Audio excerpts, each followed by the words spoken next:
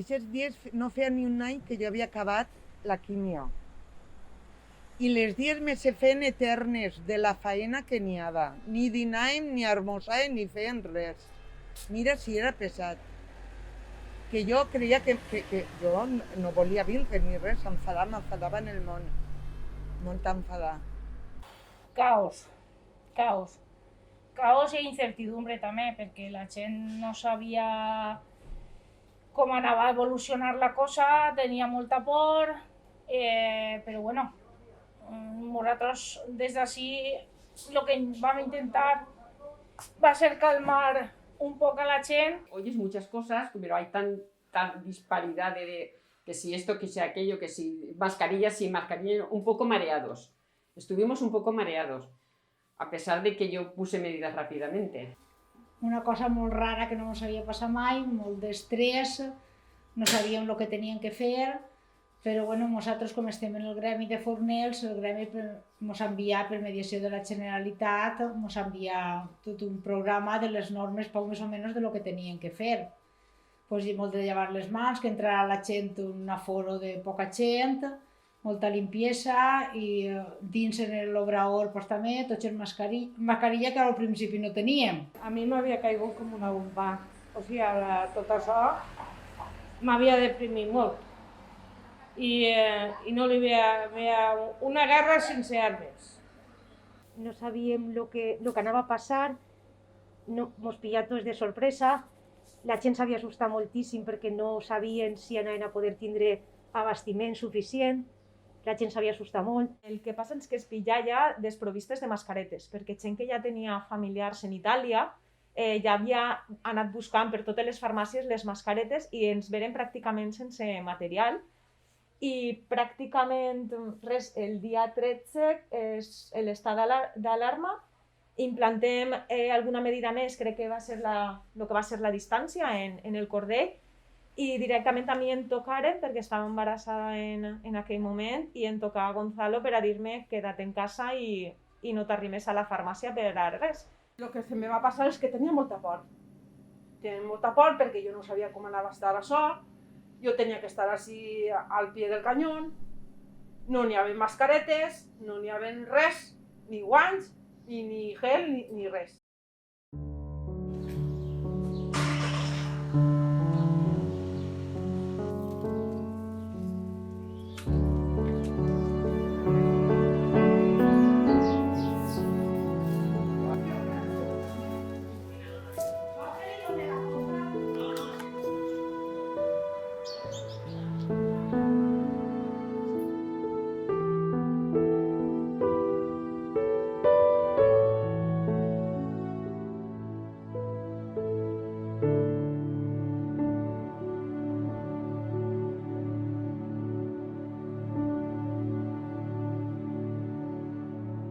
Els primers dies caòtics perquè, clar, la gent tampoc, el que diem antes, tenia molta por, no sabia com anava a evolucionar la cosa, venien i compraven molt perquè per tindre reserva en casa per no eixir tan seguit. Entonces, clar, nosaltres també anàvem un poc accelerats.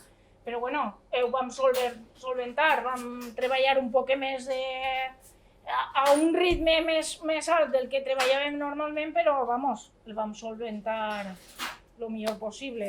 Deixant a les dones al carrer i entraven de cada dos.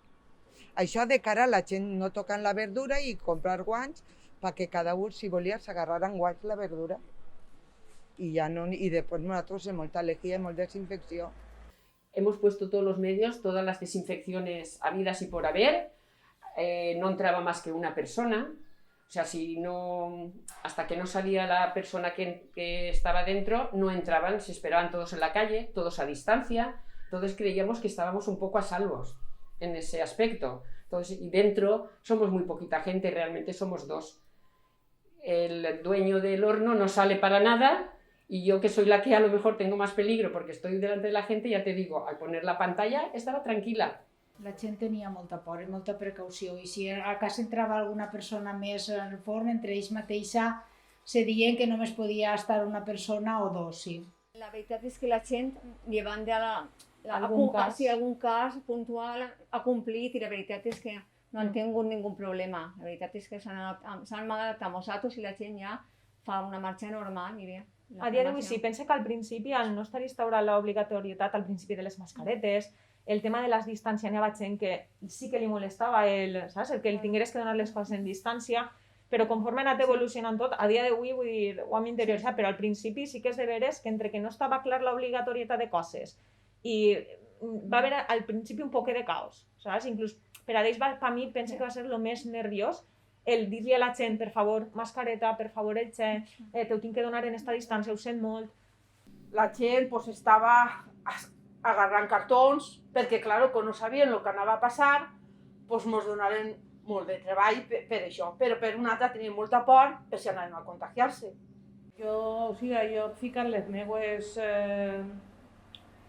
els meus mitjos per protegir-me i això, i no, la veritat és que jo no m'he sentit a saber. No. Havia sigut un poc caòtic. Era una lluita de proveïdors, el preu era desorbitat, o sigui, ja no és que volgueren quedar-se en nosaltres, o sigui, és que inclús venent a preu de cost per poder donar un servici i era desorbitat, o sigui, coses inimaginables a dia d'avui o abans de la pandèmia.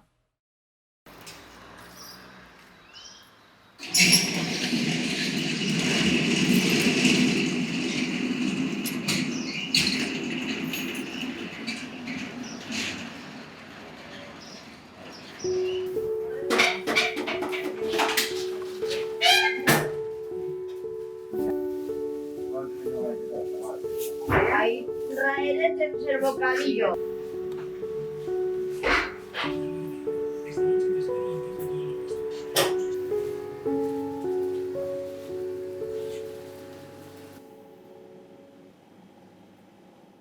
Així se triplicà el número de gent, la gent que venia comprava el triple.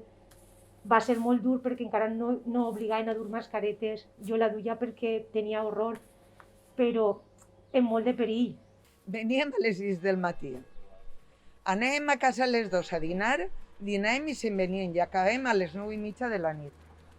Imagina't. Arribaves a casa i podies apegar-lo als teus fills, a la teva parella, a la teva gent. Perdoneu,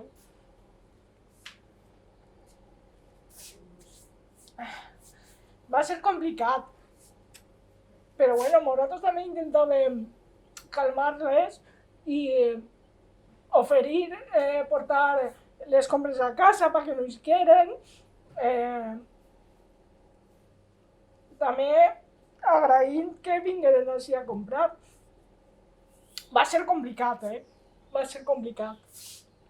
Treballàvem tot el dia, però no treballaves a gust, perquè no sabies com fer. Sempre anàvem amb molt de cuidados, cada vegada que despatxàvem una persona llavant-se les mans, perquè gels en tots tampoc teníem. N'hi havia dia que és que t'agotava. Jo m'agotava totalment. Molt mal. Sempre fent llonganisses, no tenies prou, fes curt. El gènere no ha faltat mai, Això sí que és de veres, mai. No podia ni dormir. De l'estat que tenia de tensió de tot el dia, per la nit m'excitava i no podia ni dormir. I me tingué que prendre hasta pastilles i tot de l'estat de tensió que tenia. Per mi sempre ha sigut això, el tema dels recursos, del material, el no poder aconseguir, no saber quan vindrien mascaretes. Sempre la gent, en no sé quin puesto sí que n'entenen, i és que en internet, a nosaltres ens cancel·laren un pedido de França, esperàvem unes 200 mascaretes, 200, o sigui, vull dir, és que és irrisori. I el tingueren que cancel·lar perquè al final França talla tota la producció, era sol nacional. Doncs jo penso que tot el que nosaltres hem anat evolucionant a nivell de controlar-ho millor, però sempre ha sigut una pressió molt alta de poder donar material als pacients. Això és el que més, diguem, ens ha preocupat fins a la desescalada. Tots els dies tenien que dur pedidos, se'ls inventaven de puestos que jo no havia ni comprat mai. Conforme arribaven els pedidos, me'ls deixaven en terra i la gent els agafava. Jo feia, mira, m'estalvieu faena que no he de posar-ho ni les prestatgeries. Però clar, això dit ara em fa molta risa, però va ser molt dur.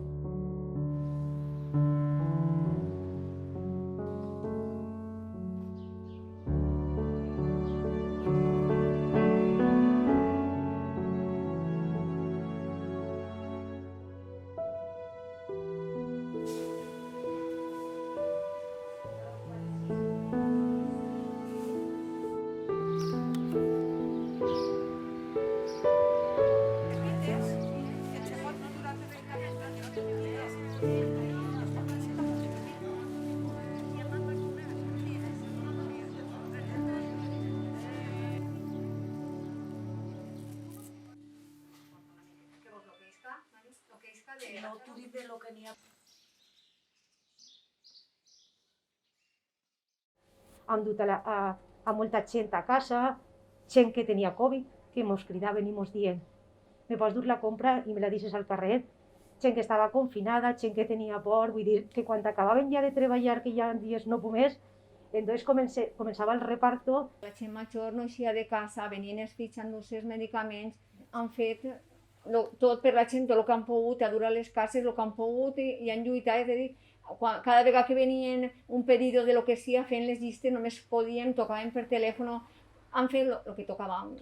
Pense que és intrínsec a la nostra feina. N'hi ha vegades que te toca viure coses més positives, altres de més tensió com aquesta, però és que és intrínsec, al igual que qualsevol sector que li s'ha tocat estar de primera fila, no? Jo el que me considero és que volia donar a la gent un servici, perquè estigueren, pues, per lo menos, contents, que pogueren tindre el servici que jo prestava. Tu tens un negoci i és un mitjà, és de primera necessitat i tu que té que fer front. Nosaltres a banda anàvem a dur moltes coses a les persones majors que no podien eixir de casa. Hem anat a dur-ho i continuem encara si algú avui té el Covid o el que siga. Costa molt mantenir un negoci. Jo crec que la gent no és conscient de que darrere d'una tenda aixina hi ha molts pagos, moltes hores. La veritat és que en els pobles a la xicoteta empresa sempre se té una miqueta més de mirament que no en les grans poblacions. Pues agrair-ho a tots. Perquè la gent que estem portant negocis s'ha més exposat i s'estem exposant a contagiar-se. Jo penso que això s'ha de valorar. Siguem dones o siguem homes, tot va en la persona i la humanitat, i ara la gent necessita, jo penso que, aunque siguem dones, són lluitadores i ens agrada fer les coses ben fetes. Per mi és un orgull que les dones, ho poden fer pràcticament tot. Per mi és un orgull que les dones tiren endavant en els negocis i estan donant la cara en els negocis. I al final te donen aquesta sensació d'orgull.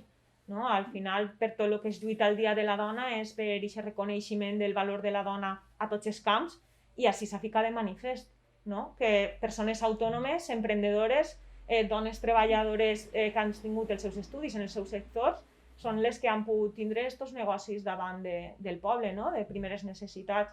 Entonces és un orgull una vegada més se demostra, no?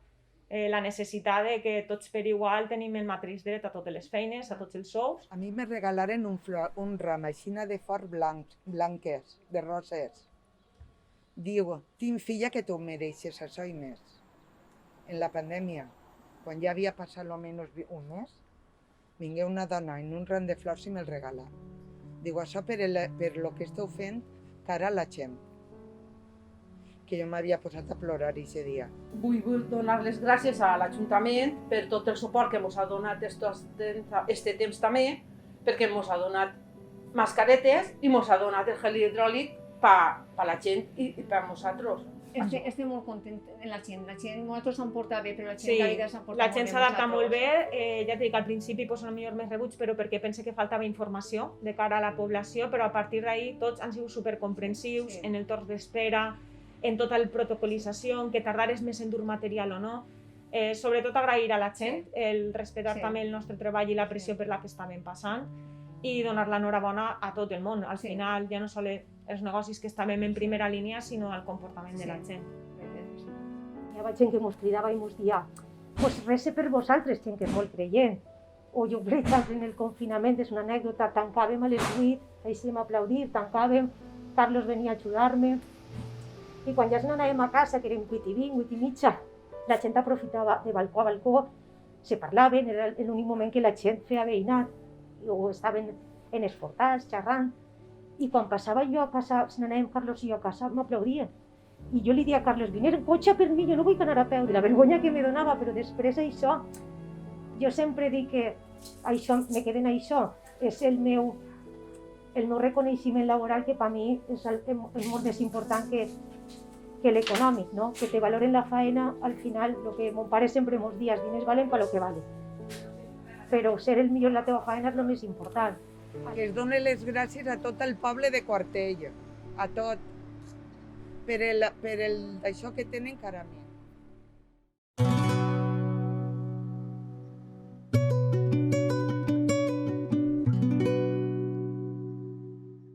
Dona, que vius com et diuen i dones la vida, dona, que alliberes pobles i somrius ferida, dona, que et veus el silenci i ens dones amor, ai, dona, que respires por però escrius la memòria. Tengo ganas de que haya una normalidad fuera, cuando yo cierre esta puerta y pueda salir y pueda ir a los sitios que yo quiera y no tener que estar con las mascarillas o apartándome de la gente. Eso, más ganas, más que en el trabajo, fuera. Anem una setmana a Barcelona, a veure els meus nets i la meva filla. Reunir-me amb la meva família, la meva germana, els meus nebots, fer un menjar, perquè això fa molt de temps que no ho han fet. I això és el primer que m'ha vist, reunir-me amb la meva família. Juntar-se en la família i en els amics. Els fills que no te reunisses ara, la família, els amics, el que no te reunisses. Dics de molts eventos, quan fan les festes, quan fan tot això, que tot això no ho tinc, claro. Tot això sí que tinc ganes de fer totes aquestes feines que feia per aconteciments, de comunions, batejos, cumpleaños, festes. Mascarillas que pasen tot el sant dia. Jo pense que reunir-se tranquil·lament en la família sí, la i en els amics. I a veure quan puguem... Jo és el que més tira falta, tinc en Taralda, no? El reunir-te en la família, La poder família, que ells claro. els abracen, Sí. en les cocines, Sí, el contacte. Jo diré en falta el contacte, la veritat. El contacte i després les mascaretes. Viatjar sí que m'agradaria. Jo visc amb la meva filla i no la bese, però me poso la mascareta, li dono un bes a l'esquena, li dono un bes per darrere, l'abrace per darrere, però abraçar el meu fill i besar-lo sense mascareta, que fa un any que no li he donat un bes. Somia i tot en que algun dia, a vegades somia que Carles i jo se ven per el carrer. És una tonteria, jo sé que és un tòpic molt tonto. Algo que no li hem donat mai importància. Jo no li he donat mai importància a donar-li un abraç perquè li donava a tota hora quan volia o volia ell. De camins per fer un dia i una altra dona, la filla, la mare, esperança bona, dona, que plores i calles i brindes paraules, dona, que caus però t'alces i lluites sense armes, dona, que tanques els ulls però els